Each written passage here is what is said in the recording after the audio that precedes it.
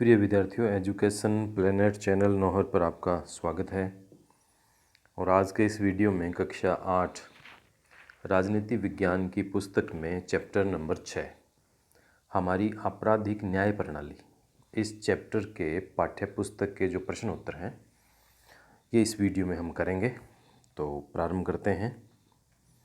पहला प्रश्न है, पीसलैंड नामक शहर में फिएस्ता फुटबॉल टीम के समर्थकों को पता चलता है कि पास के एक शहर में, जो यहाँ से लगभग 40 किलोमीटर है, जुबली फुटबॉल टीम के समर्थकों ने खेल के मैदान को खोद दिया है। और वहीं अगले दिन दोनों टीमों के बीच अंतिम मुकाबला होने वाला है। फिएस्ता के समर्थकों का एक झुंड घातक हथियारों से लैस होकर अपने शहर के जुबली समर्थकों पर धावा बोल देता है।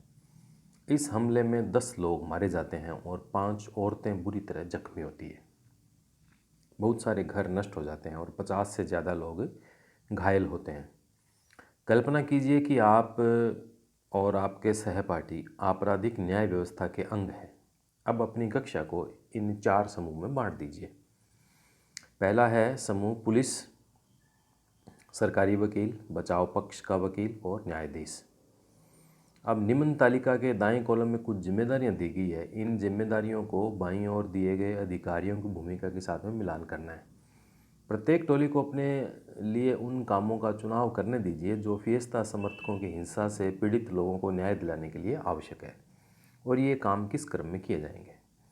अब देखिए, भूमिका क्या है। पुलिस, सरकारी वकील, बचाव पक्ष का वकील, न्यायाधीश। और कार्य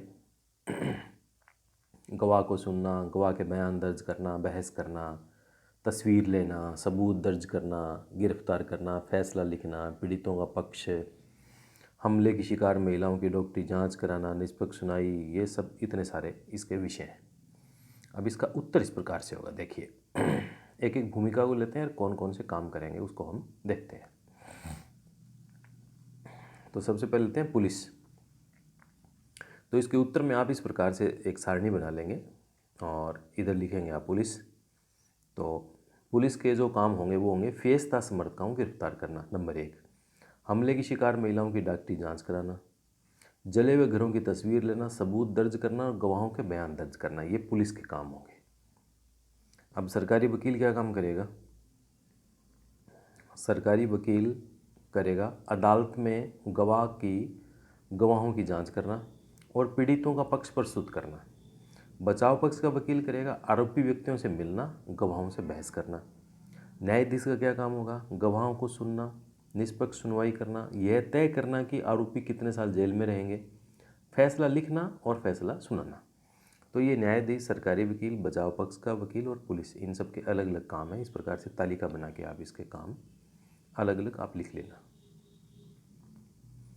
अब है प्रश्न नंबर 2। अब यही स्थिति लें और किसी ऐसे विद्यार्थी को उपरोक्त सारे काम करने के लिए कहें जो फिएस्ता क्लब का समर्थक है। यदि आपराधिक न्याय व्यवस्था के सारे कामों को केवल एक ही व्यक्ति करने लगे तो क्या आपको लगता है कि पीड़ितों को न्याय मिल पाएगा? क्यों नहीं? उत्तर है, पीड़ितों को न्याय नहीं मिल पाएगा। क्यों?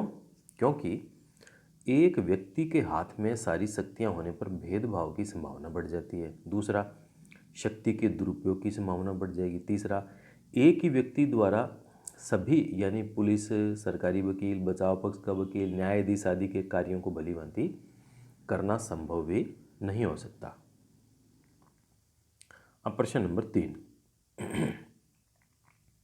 आप ऐसा क्यों मानते हैं कि आपराधिक न्याय व्यवस्था में विभिन्न लोगों को अपनी अलग अलग भूमिका निभानी चाहिए? 2 कारण बताएं। इसका उत्तर है, विभिन्न लोगों को अलग अलग भूमिकाएं हैं क्योंकि नंबर 1,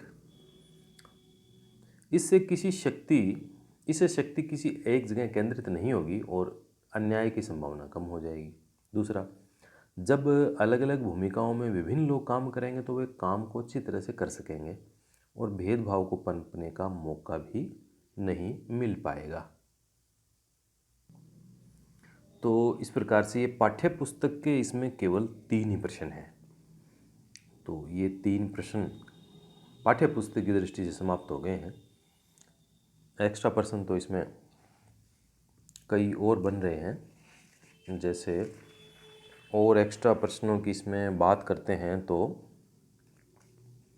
अपराध होने पर सूचना सर्वप्रथम दी जाती है, ये किसको दी जाती है? तो इसका आप देखेंगे पुलिस को। अपराध की सूचना मिलने पर जांच की जाती है, किसके द्वारा होती है जांच?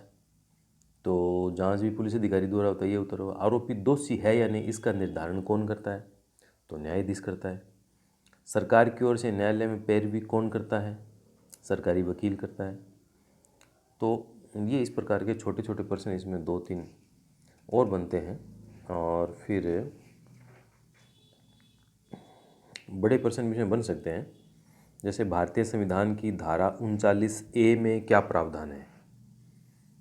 तो इसका उत्तर दे सकते हो। भारतीय संविधान की धारा 39A में यह प्रावधान है कि गरीबी या अन्य किसी कारण से आरोपी व्यक्ति अपने बचाव हेतु वकील यदि नहीं कर पाता तो सरकार का यह कर्तव्य है कि वह ऐसे व्यक्ति को एक वकील प्रदान करेगी।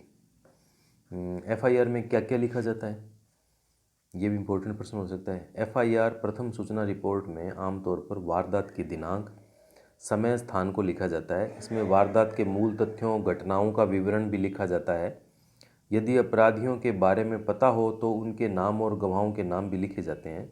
और FIR में शिकायत दर्ज कराने वाले का नाम और पता लिखा जाना जरूरी है, इसलिए शिकायत दर्ज कराने वाले के FIR पर हस्ताक्षर कराए जाते हैं। तो इस प्रकार से ये कुछ एक्स्ट्रा प्रश्न भी इसमें बनते हैं। आप थोड़ा पाठ को और सीरियसली पढ़ेंगे तो कुछ और आपको प्रश्न उसमें ध्यान में आ जाएंगे। तो आज के इस वीडियो में इतना ही, पाठ्य पुस्तक के प्रश्न प्लस 2-3 छोटे बड़े और प्रश्न। तो इतना आप काम कीजिए। मिलेंगे एक नेक्स्ट वीडियो के साथ में, फिर किसी और पाठ के साथ।